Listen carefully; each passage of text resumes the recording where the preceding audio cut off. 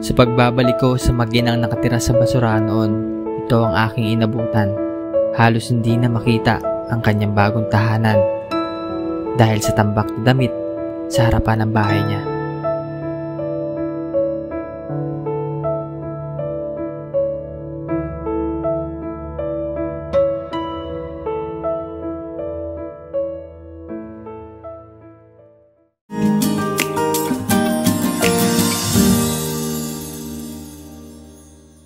So ay magandang umaga sa inyo lahat. Nandito tayo ngayon na Ate Aisa. Ito na po yung itsura ng kanyang tahanan ngayon. Magluluto ngayon si Ate Aisa. Ano naluto mo, ate? Kanin po. Kanin ba't sa takuri? Madaling tumingaw kasi nakalabas pa rin tubig din sa tabihan. Ha? Yung daan na ano ko. Hindi ako malam magsayang dun sa ano. Kasi wala pa. Wala man. Ano to, ulam mo? Mm. Ulam ni Ate Aisa, oh. Tilapia, saan galing tilapia mo? Doon po. Binili sa Rikudo. Binili sa Rikudo 40. Ano yung sabit-sabit na yan? Ano, mga damit. Binigay sa akin kahapon. Naka-sako. Ba't balik mo sa sako ulit para malinis tingnan yung... Oo, inapatuyo ko lang. Ha? Palagay ko nga ulit sa sako. Sako ka ba dyan? Sako. Miss ko rin. Makailangan kami. Anong balita? Oh. Anong balita ganito na? Pa rin po. Ha? Walang ano, ganito pa rin, walang ano. Walang. Nakita kita nung karaan dyan sa kalsada. Ang init ay... Galing po ako dun sa ano, nagtrabaho kami. Nagtrabaho ako dun sa Bonifacio ng paggagamas. Gagamas. Init Nasa na loob init naman ay, ito. ano, masaming bata. Hindi, nasa loob, nasa ano sila.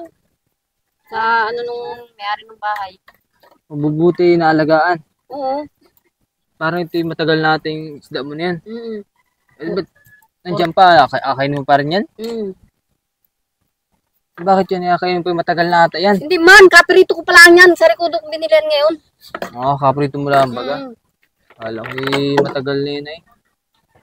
Ang dami ng sabit-sabit na ulit ng bahay mo, ate. Hindi man, pinatuyo ko nga net gawa ng para hindi mga boy. Baka, kasi, Ay ba, nagawa mo dyan sa damit na nakuha mo sa labas? Ano yan, yung bigay, pag ako nagagamas, nabigay na nila yung mga damit na hindi na nila nasuot. Ay di yun. Inadala ko nga, hindi. Pag ano, ayaw naman nila, hindi napayag dahil bigay nga ni. Nabigay, dahil ko pinagtrabahuan dyan sa may Bonifacio ay naubos na iba. Hindi naman natin magagamit na. Ayun tanggalin ko na nga ni ngayon. Magpahinga lang ako to ng ano. Buti hindi ka na nagaluto doon sa kabila, oh. Hindi na po. Nalinis ko nga ni po. Ngayon lang kami nakaanot doon. Wala nga nito. Galing kami sa... Ay! Galing kami sa pagtrabaho. Tasi. Wala mo po anot. Malinis din, kuya yan. Naano ko lahat malansa yung iba. Nabilad ko. Ay nagawalis naman din eh. Di nila naman ang taboy. Nung isang araw ay naghati sila dyan ng ganyan. Ay di niya ang padpad. Di niya ano. Napunta din yung basura mo. Di niya napunta yung pinag-ano. Ako nga nila lang naglinis niyan. Alin? Yung dyan oh. Kabila? Oo. Ayaw din pumayag na ano ay napagpilitan na hindi rin ang taboy niyan mga nagawali sa umaga ay yan nga. Ano? Ayos nga yung lutuan ni ate pero parang ilaw pa. Saan yung sahingan mo dati? Wala na? Wala nga din ay napagkukuha din sa ano nabastos na lang napasok din nga din ano. Wala nga din walang. Hindi ko mahabol at nakuha nga ni din, nahigit na lang din eh. May kasalula po ako ay nahigit na nga nakuha lang nila. Nakatabi? Nakatabi nga po ay nakuha nga nila. Siya. Napagkukuha. Mawawalan ka ng gamit. Wala nga ni, sa loob ko na lang ay napagkukuha nga dito kuya. Alas wala na natira dun sa ano Yan.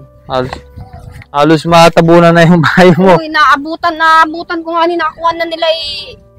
Oh, wala nang bintana yung bahay mo. Sampay mo na ang basura. Oo, ay hindi nga, inaano ko malansa. Ay inasampay ko. Paggamit. Tayo? Natanim pa ako kaya hindi ko maano. Hindi ko pa Wala.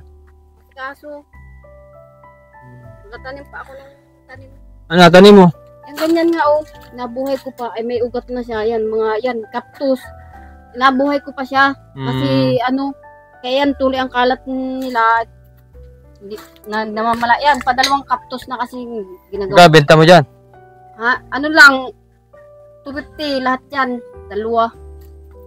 May nabili sa'yo, may nabili. Oo, nabibili. Yun din na nakabuhay namin pag Yan, Rio, ano to?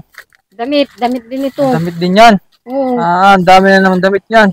Mga jacket kasi kuya yan, kasi hindi ko inapili ko pa bago inalagay ko na lang doon. Hindi ko man matapon. Kasi nga yan yung ibigay. Minsan ay inabili na. Lahat nabawasan mo rin yung bigay sa'yo para ay inaano ko nga ni, ay inaano ko, bawas ko rin, tanggalin ko rin nga, gawa ng hindi ko matapon at sayang, ay ayusin ko rin, natapon ko rin, kaya lang hindi ko pa naman. Tingnan mo yung paligid pag kakaipon, madumi yung paligid mo. Inaano ko rin kuya, at tatanggalin ko rin. Wala nang problema sa akin, parang lang, concerned lang ako sa baby mo. Kasi kawawa naman pag madumi ang paligid, di ba? Oo. Kaya lagi kita nabisita para malaman ko din status nyo din Makatiran din kayo ng tulong. Kung malinis sa paligid mo, marami ang matutuwa. Kuya, nagtatanim lang ako kasi hindi ko masikaso yung mo. Nagtatanim nga lang ako, hindi ako masyado tapos ay yung ibang halaman nabigay nila. Yan, natanim ko nga dyan. Maganda yung paligid mo Maganda yung tahanan mo, maganda yung paligid. May kaso, madami lang talagang damit-damit na nakasampay. At tanggalin ko rin nga, kuya yan. Natanggal ko na nga yung kaya dyan. Nagpinis na nga ni. Kahit nasunugan na doon sa likod. Lagay mo sa sako. Meron akong dalang sako dyan. Sige po. Nalibigyan kita ng sako. Para mailagay mo, Para hindi man ganyan, Para hindi man sabit-sabit yung sige po, tanggalin mo. Sako. Ay, sako yung mga damit mo dyan. Kumot. Nilagyan ko nga siya ng bubong. Kasi yung ibang matitira na kumot, ay sayang kasi. Ay di, lang siya. Para hindi siya mabasa. Yung iba ay atapon nga ni. Isa, bigyan kita ng sako. Ha? Pagbalik ko, sana ay malinis na. Para pag nakita ko malinis, may price ka. Ano ate? Ano tayo doon, Col? Oo. Sige sabi mo Ito yung sako. Sako. Maliit na sako. Ha? Ito yung sako mo. Tago mo yun, Sige po.